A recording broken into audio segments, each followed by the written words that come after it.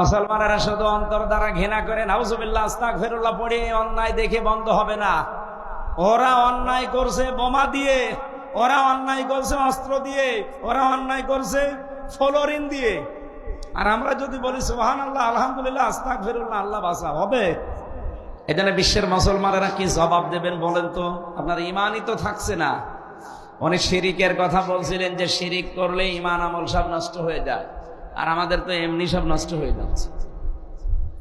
সুতরাং যার যতটুকু সমর্থন আছে, এটা যাদের আছে তারা দেখাচ্ছে। দ্বিতীয় নম্বরে ছিল অবিলিসানিহি, সে যেন তার রেসান দ্বারা, জবান দ্বারা মিছিল মিটিং করে অথবা বিক্ষোভ প্রদর্শন করে বিভিন্ন কায়দা এটা বন্ধ করবে বিশ্বের মডলরা, এটা যেন সে প্রকাশ করে। সারা বাংলাদেশ সহ বিশ্বের বহু মুসলমানেরা এই পর্যায়ে এখন আছে। কি সাতক্ষীরায় হয়নি? 3 নম্বরে নবীজি বলেন কলবিহি, অন্তর দ্বারা সে যেন অন্তত ঘৃণা করে কাজটা আর পরিকল্পনা করে কি করে এটা বন্ধ করা যায়। মুসলমানদের দ্বিতীয় কেবলা বলা হয় বাইতুল আকসা। এই ঘর পর্যন্ত বম্বিং করে উড়িয়ে দিয়েছে। নবীজির ভবিষ্যৎবাণী আছে, এটা আবার দাঁড়িয়ে যাবে। ইমাম মাহদি আসবে, আবার বাইতুল মুকদ্দাস কি আল আকসা মসজিদ দাঁড়াবে ইনশাআল্লাহ।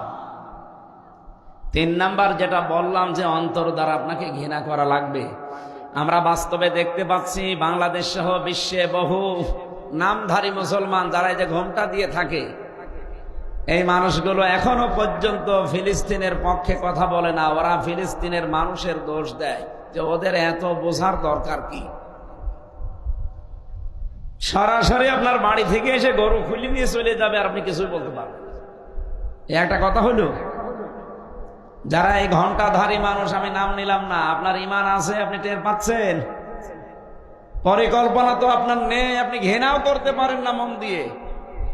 আদাফুল ইমান, নবীজি বলেন এটা ইমানের সর্বনিম্ন স্তর। এটাও যদি কারো না থাকে তার ইমান নেই। কি কথা বললেন না? এখন ঘৃণা মানে কি? বাংলাদেশ, ভারত আর পাকিস্তান এই সমস্ত দেশের মানুষ ঘৃণা মানে মনে করে যা, এরকম না। ঘৃণা মানে পরিকল্পনা করা লাগবে আপনার অন্তর দ্বারা। ঘরের ভেতরে চোর ঢুকেছে, যে যা পাচ্ছে সব নিচ্ছে। আজকে একটা দৃশ্য দেখলাম বিভিন্ন প্রতিষ্ঠানে, অনেকে ফিলিস্তিনের পক্ষে আছি এই কথা বলে দোকানের মাল পত্র সব লুট করছে। এটা আপনি ফিলিস্তিনের পক্ষে আছেন না ফিলিস্তিনের বিপক্ষে গেলেন? আমি যে হাদিস পড়লাম না একটা, হযরতে আবু যর রাদিয়াল্লাহু তাআলা আনহু থেকে বর্ণিত, তিনি বলেন আমি নবীজির কাছে শুনেছি মানিদ্দাআ মা লাইসা লাহু ফালাইসা মিন্না। পৃথিবীতে যেটার অধিকার তোমার নেই, তুমি যদি ওই জিনিস নিজের দখলে নিয়ে নাও, বিশ্বনবী 1 নম্বরে বলেন সে আমার উম্মতের ভেতরে আর নেই।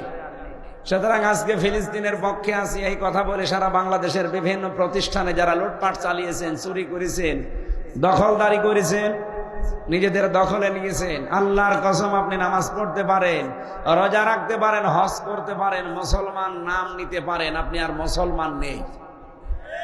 আমার কথার অর্থ বোঝেন? এই কাজটা করে কারা দুর্বিসন্ধি করছে এ দেশটাকেও ফিলিস্তিন বানানোর জন্য। কারণ যারা দায়িত্বে আছে বিশ্বের, এরা কি মানুষ নাকি? ট্রাম্পের মতো একটা মাতাল পৃথিবী চালাচ্ছে। 236 বছর চলছে। তাম দুনিয়ার মানুষকে যারা সবক দেয়,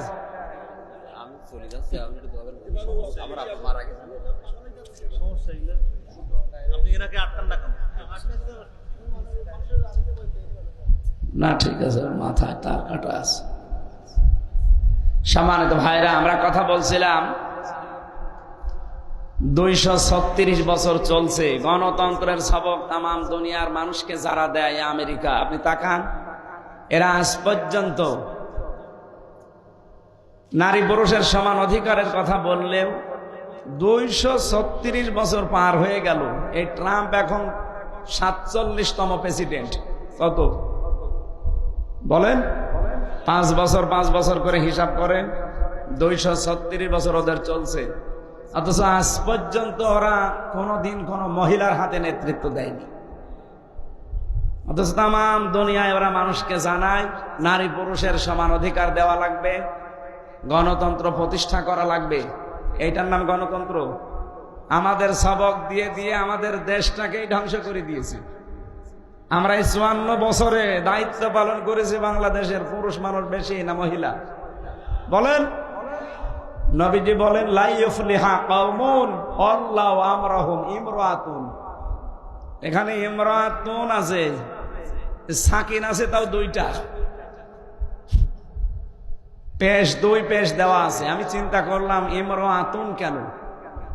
নবীজি বলেন কখনো ওই জাতি সফল হতে পারে না যে জাতির দায়িত্বে আছে কোনো মহিলা।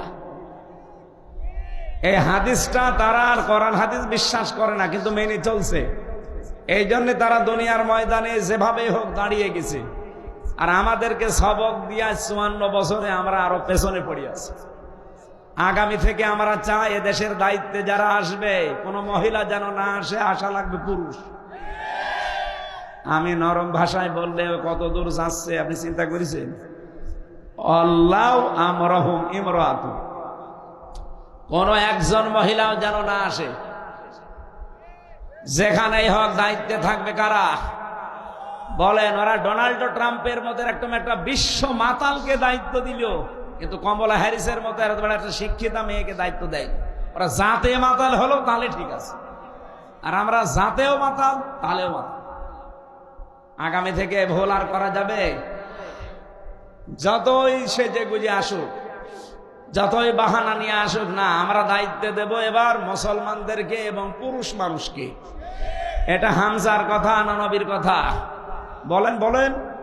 শুধু নবীর কথা না, আল্লাহর কথা। আর রিজালু কাওয়ামুনা আলান নিসা, পৃথিবীতে দায়িত্বে থাকবে পুরুষেরা, মেয়েরা হবে তাদের আজ্ঞাবহ। এখন পুরাটা উল্টিয়ে গেছে। এই করে করেই তো আমাদের দেশটা 54 বছরে পেছিয়ে গেল। নয়তো যদি একেবারে সর্বপ্রথম পুরুষ মানুষ এবং আল্লাহওয়ালা এই 2টা গুণান্বিত মানুষদেরকে আমরা দায়িত্ব দিতে পারতাম, বাংলাদেশ আরো আগে দাঁড়িয়ে যেত। মালয়েশিয়া কয়েকদিন আগে আমি ছিলাম, ওরা 2004 সাল থেকে দাঁড়িয়ে গেছে। পুরুষ মানুষ দায়িত্ব পালন করে। আমি কয়েকটা প্রদেশে ঘুরেছি মালয়েশিয়া, একটা জিনিস আমার কাছে ক্লিয়ার, পরিষ্কার। খাদ্যে যদি ভেজাল পায়, কোন খাবারে ঔষধ দিয়েছেন, বিষ দিয়েছেন, ফরমালিন দিয়েছেন, যদি ধরা পড়ে কোনো বিচার নেই, সঙ্গে সঙ্গে মেরে ফেলবে। আমার মনে হয় বাংলাদেশের রাজশাহীর বাগমারার একটা সন্তান, আমাদের কুষ্টিয়া বিশ্ববিদ্যালয়ের বড় ভাই, ওনার নাম হচ্ছে আব্দুল জব্বার মন্ডল। নাম শোনেননি? আপনারা যারা মিডিয়া জগতে আছেন তারা দেখেছেন। ঢাকার মতো জায়গায় একজন মানুষই পরিবর্তন করে ফেলেছে। সারা বাংলাদেশের 8 বিভাগে যদি এরকম 8 জন, 64 জেলায় যদি 64 জন আব্দুল জব্বার মন্ডলের মতো সৎ, নীতিবান এবং ভয় ভীতিহীন মানুষ আমরা দিতে পারতাম, এই দেশটাও খাদ্যে ভেজাল দেওয়ার সাহস কেউ দেখাতো না। বিভিন্ন পণ্যের দাম নিজেদের মন মতো বসিয়ে 2000 টাকারটা 20,000 টাকা নেয়। এরকম শপিং মল নেই? এই শার্টের দাম, এই পাঞ্জাবির দাম 2000 টাকা। এখানে নিজেরা কম্পিউটার দিয়ে কাগজ তৈরি করে সিলমোহর বানিয়ে ওই জায়গায় আটকিয়ে দেয়, এটার দাম। আর একটা সৈন্য দিলেই কত? বলেন না কেন? মানুষ তাই করে। আপনি এটা বাইরে করে দেখেন। আমি ওখানে এই 9 দিন ছিলাম, একটা দিনও আমার কাশি হয়নি। আরে এখানে এসেছি আজ কয়দিন, কাশি না আরো কত কিছু হচ্ছে। এই 9 দিনে আমার ওই জায়গায় একটা ঔষধের নাম বলা লাগেনি যে ভাই ঔষধ লাগবে। তো এখানে এসে ঔষধ ছাড়া চলতেই পারছি না। ধোলা বালি আর জার্ম যেভাবে খাদ্যে ভেজা, টিকে আসি এই তো কত না। তা আমরা যে হাদিস পড়েছিলাম, অন্যায় দেখলে মাস্ট বি আপনাকে বাধা দেওয়া লাগবে, হাতের দ্বারা, ক্ষমতার দ্বারা, পাওয়ারের দ্বারা, শক্তির দ্বারা, টাকা পয়সার দ্বারা, যার যা আছে। যদি না পারেন, শুধুমাত্র ফিলিস্তিনের কথা বলছি না, যেখানে অন্যায় দেখবেন বাধা দেওয়ার জন্য কি বলেন? এ হাত কি শুধু এই হাত? কথা বুঝতেছেন আপনারা? 2 নম্বরে যদি না পারা যায়, আপনার কাছে মুখ আছে, আপনার কাছে মানববন্ধন করার জিনিসপত্র আছে, প্রতিবাদ করার মতো পত্রিকা আছে, মিডিয়া আছে, এইটার মাধ্যমে করবেন, যেটা সারা পৃথিবীতে মুসলমানের এই 2য় পর্যায়ে আছে। এটা যদি কেউ না পারেন, অন্তর দ্বারা ঘৃণা করবেন আর মনে মনে পরিকল্পনা করবেন কি করে এটা বন্ধ করা যায়। চোর ঢুকে একটা একটা করে সব জিনিসপত্র নিচ্ছে, আপনি দেখতেছেন। মনে মনে আপনি সিদ্ধান্ত নেবেন যে এখন যদি চিল্লাপাল্লা করি, ওর হাতে তো ছুরি আছে, আমাকে কোপ দেবে। কি করা লাগবে তখন? আপনি মনে মনে সিদ্ধান্ত নেবেন, রব্বুল আলামিন ঘরের ভেতরে এদিক ওদিকে তাকিয়ে দেখবেন যে আমার সেই লাঠি কই, আমার সেই লাঠি কই। মানে কি? লাঠি আমার হাতে থাকলে চোরকে আমি এখন ঘায়েল করতে পারবো। কথা বলেন ঠিক কিনা? সুতরাং আজ আমাদের লাঠি দরকার। মুসলমানেরা শুধু অন্তর দ্বারা ঘৃণা করে নাউজুবিল্লাহ আস্তাগফিরুল্লাহ পড়ে অন্যায় দেখে বন্ধ হবে না। ওরা অন্যায় করছে বোমা দিয়ে, ওরা অন্যায় করছে অস্ত্র দিয়ে, ওরা অন্যায় করছে ফ্লোরিন দিয়ে, আর আমরা যদি বলি সুবহানাল্লাহ, আলহামদুলিল্লাহ, আস্তাগফিরুল্লাহ, আল্লাহ বাঁচাও, হবে?